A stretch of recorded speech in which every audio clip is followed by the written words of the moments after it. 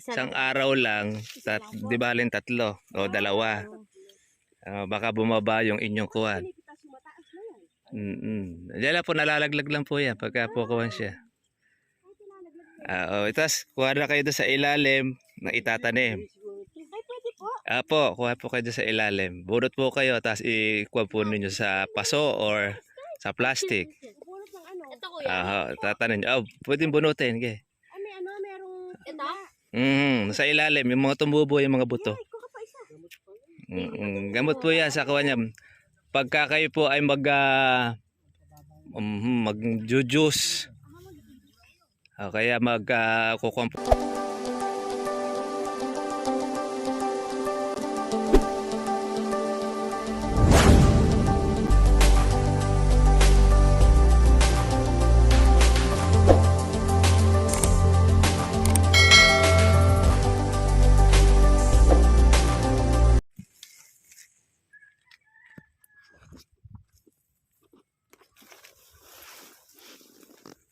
Good morning po sa inyo mga katribya at welcome po sa aking YouTube channel. Kukuha po tayo ng ating magic fruit. Ibigyan po natin yung ating mga kamag-anakan.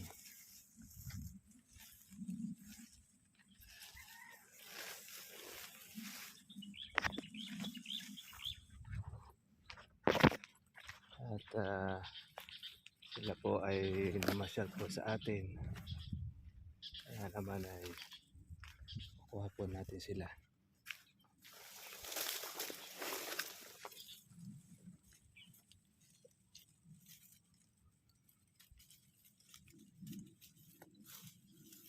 Daing hinog.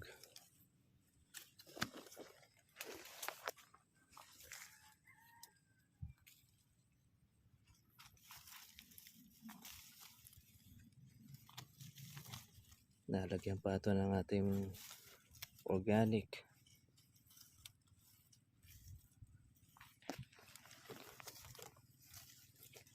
Kaya malalaki yan, naging bunga.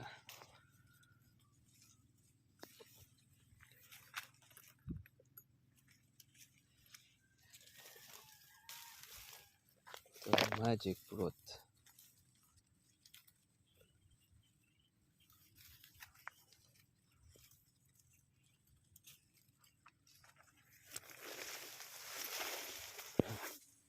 Shoutout na po ang ating ka-farmers. Ayan, magkaroon po tayo rito ng malakas po na ulan po kagabi. Nalibre po tayo ulit ng isang pagpapatubig para po sa ating kalamansian. Kaya doble tubig ang ating natanggap. Ayun, mga farmers. At malabas na po unti-unti yung ating mga bulaklak.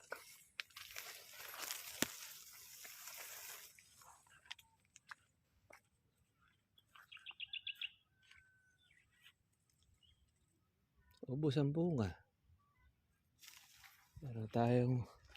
Marami ako rito mga uod na alaga. Nakakatribya. Marami tayong mga buhaya. Mga salakay kapag po gabi. Uubos. Hindi ka nagpapapitas ay nauubos. Ang bunga niya. Tayo ng kalamansi.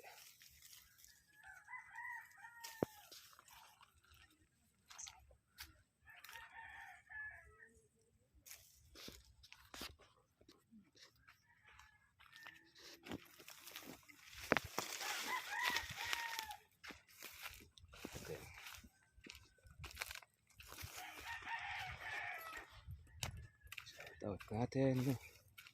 Basta na po kayong lahat. Isang magandang umaga, magandang gabi. Anumang oras po dumating ang ating pong vlog sa inyong area. Sana ay nasa mabuti kayong kalagayan. Natin sila ng ating patikman. Yung iba sa kanila ay di pa nakatikim, pero iba naman patikim na rin.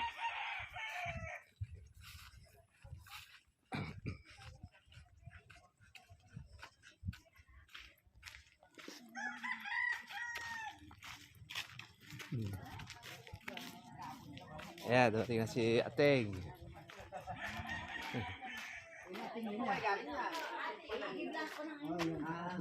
Ito yung po. Ay, ang galing.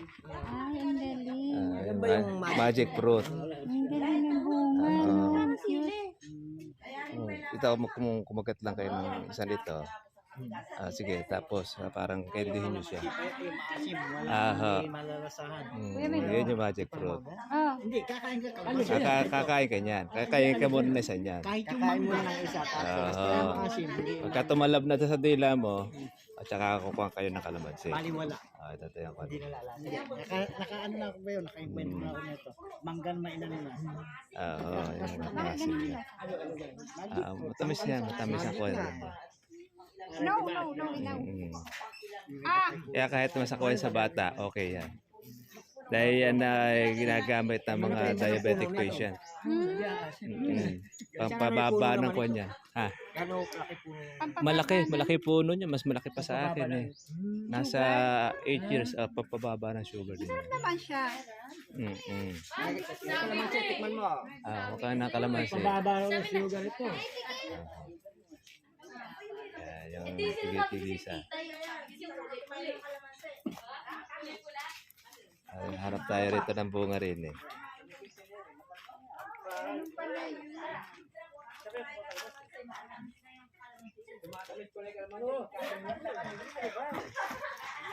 Mag-anak natin.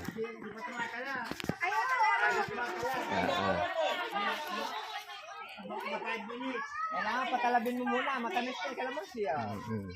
O niya, para kang minum ng juice. Sige, ito. May tiralim din lahat. May isang puno yan na galing pa ng Bataan. Tapos tinanim po natin sa kabay. Pangalan. Magic fruit ang tawag po dyan. Iba naman yung miracle fruit, yun naman kung malaki. Yung kalamansi walang asin na. Ito siya. Matamis na yung kalamansi. Kahit sa bubot siya. Hindi kalamansi. Kakain natin. Kasabay ito. Matamis na.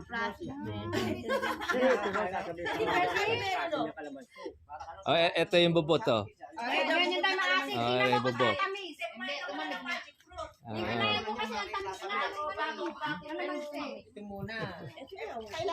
Kailangan mo muna, kain ka muna ng magic fruit.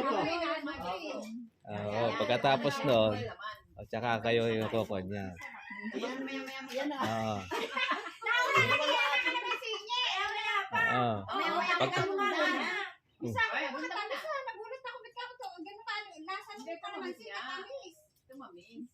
Tatamis yung kalamansi mo. Yung bubot na kita. Hindi, tumamis yung kalamansi. Araw yung bubot na yan. Lahat. Isang talo, kahit yung mangga. Kahit mangga, kahit na... Sa diabetes, gamot. Kung siya, pampababa siya ng kawan. Blood sugar. Hindi, ang matamis dyan. Marami ka pa dyan dito naman. Apo, marami naman po tayo dyan. Apo, pwede po kayong kuhan. Apo, gusto niyo po magtanim, pwede kayo magtanim. Kung ano po, yung bibigyan ko na kayo noong kuha na siya, tubo na. Tanim na lang po ninyo. Ako na rin. Pwede pa lang. Marami ba nabibili rito? Wala. Ay, sa amin, ako lang meron niya. Pero may maraming mabibili sa'yo. Meron pa naman po niya. Pwede makapagbenta kasi. Mabenta. Masa doon. Hindi ka kalamansi. Hindi talaga dapat ibenta mo niya. Beka lang man sa'yo. Testing yun. Hindi,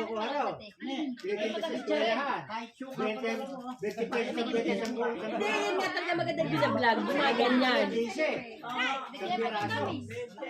Kumain ka na nga na? Kumain ka naman. Ayun sa bulsa mo. Kaya kung magkakalamansi juice ka, sumubukan muna niya. At wala ka ng asukal. Timpla mo na lang. Kung lagyan mo ng yelo, wala ng asukal yan. Yan na, minus ka sa sugar. Bigyan mo ng ano si Tita. Bigyan mo ng kalamansi. yung uwi. Nung malaman namin yung bahay natin. Hindi naman namin kilala kahit isa sa anak na natuna. Nakain ng kuya. Nakain ng kuya. matamis yung kulahan. Hindi makuha niyan. Lahat ng kuha niyan, maasim, matamis. Gamot pa pala yun eh, pagpapaba ng sugar. Papababa ng sugar yun. Mga ating mga kamag-anak ko dito sa Bulacan. Sa kampo ni nanay. Shout out natin. Sama po natin sa vlog. Oh, yan na. Shout out natin sila ate. Saan po kayo sa Bulacan? Santa Maria po. Santa Maria, Bulacan. Ayun. So, tapos sila Kuya Victor. Shout out natin sila. Si Farm. Ano daw po, ano pa? Ayan. Bisita po sa atin. Matagal na panahon. Kung ilang dekada. Napasyal po dito sa ating lugar. Ayan, mga bunga. Ganito yung ito. Sige po, kuha na po kayo ng magic fruit. Puno siya. Ayan, sa tulo. Yung mga bata rin ng mga kumukuha rin dyan eh. Dito, marami rito. Okay. Dito sa kabila, dito, marami rito. Sige, yan. Kailangan lang po dyan, huwag sosobra yung kuwan ninyo, magic fruit ha. Yung isang araw lang, di balin 3 o 2. Baka bumaba yung inyong kuwan. Diyan lang po, nalalaglag lang po yan pagka po kuwan siya. Itas, kuha na kayo doon sa ilalim ng itatanim. Kuha po kayo doon sa ilalim. Bunot po kayo, tapos ikuha po ninyo sa paso or sa plastic. Ito kuya. Tatanim nyo. Pwedeng bunutin. Okay. Ito? Sa ilalim, yung mga tumubo, yung mga buto. Gamot po yan sa kuha niya. Pagka kayo po ay mag-juice. Kaya kukuha po kayo ng gulay. Wait lang. Nabubulok. Lalagyan nyo lang ng kalamansi. Ilang days or weeks po siya bago mabubulok? Kuha niyan. Pagka tinanim siya, medyo matagal lang siyang lumaki. 2 taon na. Mga ganon, mga 1 taon mahigit, mga 2 yan. Araw-araw po. Basta itatanim siya. Pwede itanim mo. Sa ilalim, kuha na kayo para meron kayo pantanim. Bigyan mo. Ano ito man yung pinulot mo? Pwede, lakihan rin ninyo. Hanap kayo naman laking puno. Sa amin kasi, alam pwesto. Ay, wala po. Pwede po ipaso ninyo. Pwede po. Pwede sa paso yan. Medyo lakihan nyo lang yung paso para medyo kumo yung ugat. Lolo na rin. Nabibili pa buwan. Halaman. Sa kuwan po sa mga mall na bibili yan. Pwede rin naman sa ibang kuwan din. Bunga ba gusto mo? Alam yung pula. Hindi kasi. Pagkakuha na pwede yung pagpantanim. Kaya kuwan siya magic fruit.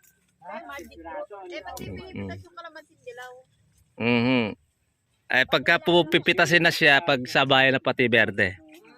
May kukuha na ako ng... Sige, kuha na po yan ng bunga. Ayan, marami pa. Dito sa Taglira, marami pa rin ng bunga. 3 lang sa isang araw. 3 sa isang araw lang. 2 hanggang 3 araw. Yung peraso. Wala ko na... Yun sa may kabila doon. Pagka meron kang kawan, pagkakataon nyo na po yan dahil madalang po kayong makapasyal dito sa amin eh. Hindi ko kasi natatandaan ito eh. Yan. Dagdagan nyo pa, meron pa pong mga bunga po doon. Ito po yun. Ayan, ikuha nyo po sa paso. Tanin nyo po siya. Maglalagay pa ako sa bulsa ko. Medyo ano lang muna, mamaya na siya Pwede po yan. Kung naman niya, matagal naman ako niya ng sariwa. Kahit ibilad ko ito sa paarawan ko para... Pwede po. Para makuha siya. Yung motor rin niya Kuya, tutubo. pwede daw po ba ilagay sa rep yan? Pwede, wag niyo lang doon sa pinaka-freezer. Sa rep lang, sa kuwan lang din. Puno. Ito lang kung talaga. 3 months na po siya.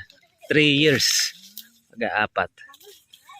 Kaya ganyan niya. Pag halimbawa po, mayroon kayong mga kuha ng kalamansian, magiging ganyan. At least yan po ay pagkukuha nyo ng kabuhayan. Tinutubigan din siya, tapos nilalagyan din ng abono. Tapos ini-insecticide din siya. 3 metro pala. 3 meters. Apo, yung pagitan. Pero yung dito, Pwedeng 2 meters. 2 meter. 2 meters po ang pagitan. Malayo. Apo. Para ko niya mas maganda sa pagitan para at least mo maluwag po yung mag-spray. Kasi dito nga yung gagawin niya ng daan. Daan ng tubig yan. Kaya ito yung kakanalan. Yung lupa pagka healthy, makita niyo po may mga tayong bulate. Yung nasa likuran nyo na yun, yung malaki na, doon sa may bahay. Ilan Ako na po 15 years na yun, yung kalananay na yun. Ang kalamansi, 15 years, pakikinaba mo hanggang 20 years yan. ay paano yun pagka hindi na Paputulin siya. tanim ulit? Tatanim nila ng panibago. Yun lang ang trabaho ron. Mm-mm. Kahoy ngayon. Marami kang kahoy, pagkatapos, pwede ka pang magtanim sa pagitan. Na ganun yun. Kaya maganda po ako ng kalamansi, ang business niya. Meron pa doon. Lalo sa kuha na siya. Oo. Yung alasin lang kalamansi. Kasi ba yung puro dilaw na bunga na yun? Apo. Kunin niyo po yung mga dilaw na bunga para po mahaba ko pinapapak ninyo. Oo, yung kalamansi. Ang talab po niyan 30 minutes. After ng 30 minutes, back to kuha na kayo uli na. Kaya makakain nyo na siya. Ayan lang sa baba, sa ilalim. Apo. Sige po. Kuha po ninyo. Tanim po ninyo. Patitigman ko sa kanila para Ayan. Ayan. Ikuha niyo po. Pwede niyo sa may paso o kaya sa kawan siya. sa ano na para I-direct nyo na sa lupa. dahon direct ako na sa Hindi, Apo, pwede siya. tatanim ka rin sa likuran.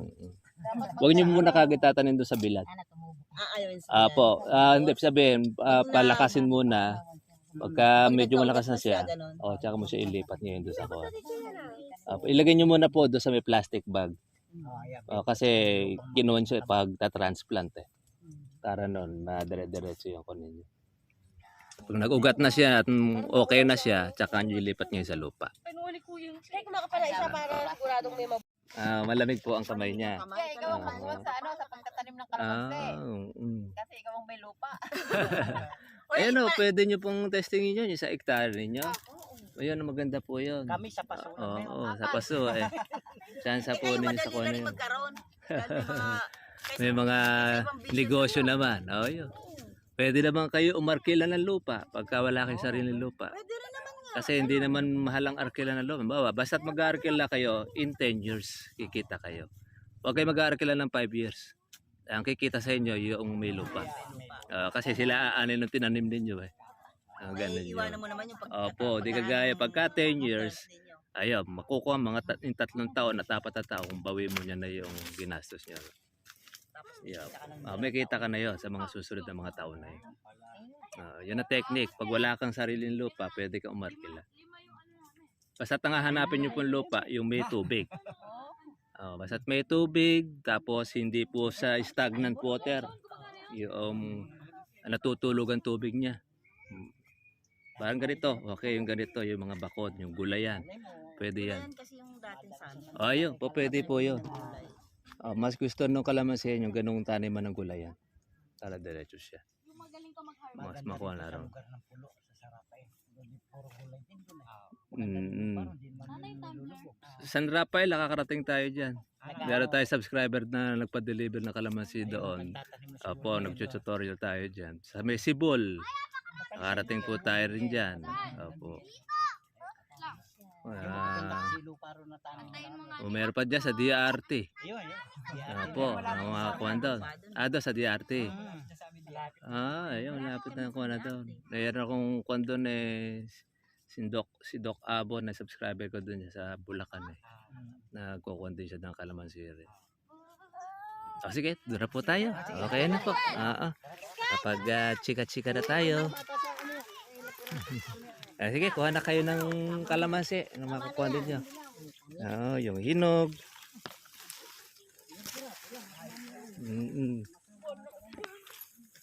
Sige. Habang daan, meron kayong kinukukot na kalamansi parang dalang hita. Para yung citrus.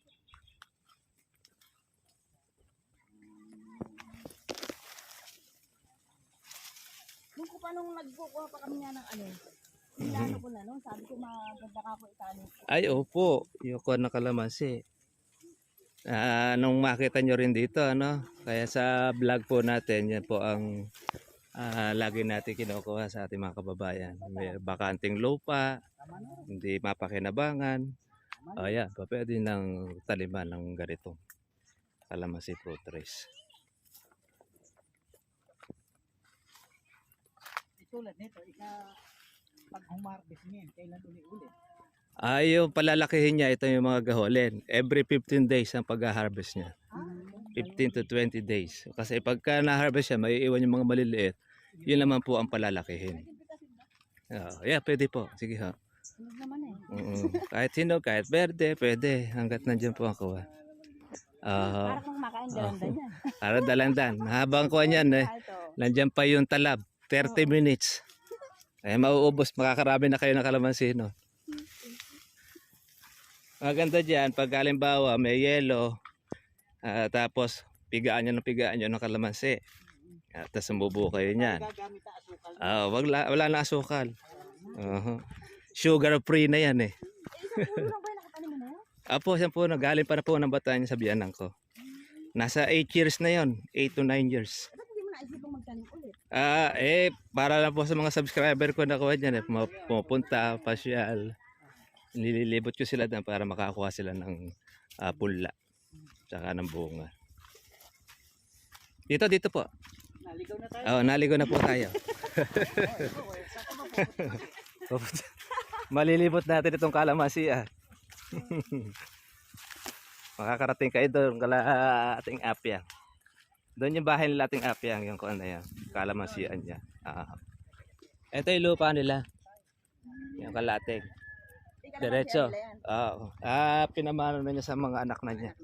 Apo, anak na po yung mga nagmamay-ari.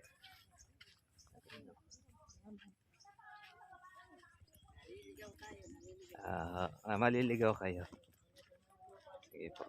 Ay, ang ating mga kamag-anakan. Ako na po sila ng pantanim na magic fruit. Ayan, nabuhayin po ninyo yan Iikon nyo muna sa plastic. Pagka naka-recover na, saka nyo ilipat sa lupa. Okay, shoutout po natin yung ating mga kamag-anakan po sa Bulacan, sa Santa Maria, tapasal po sa ating area. Ayan po si Tatay Naldo, si ating Apyang, si ating Ellen, Romel, okay po na. Sky. Sige po, isa-isa. Wala namang bahit po ito. Saka si Kuya. Ayan. Shout out mga kamag-anak po natin dyan po sa Santa Maria, Bulacan. At napasyal po sa atin ng ilang dekada ang nakakalipas. 7 years old po si Kuya. 3 taon pa lang tayo rito noong namatay, nagkita po rito nung namatay po yung aming si Tatang Diego. Kaya yun Kaya buti po at kamusta na kay Tata Victor diyan po sa Santa Maria. Pusa na po kayong lahat dyan. Okay.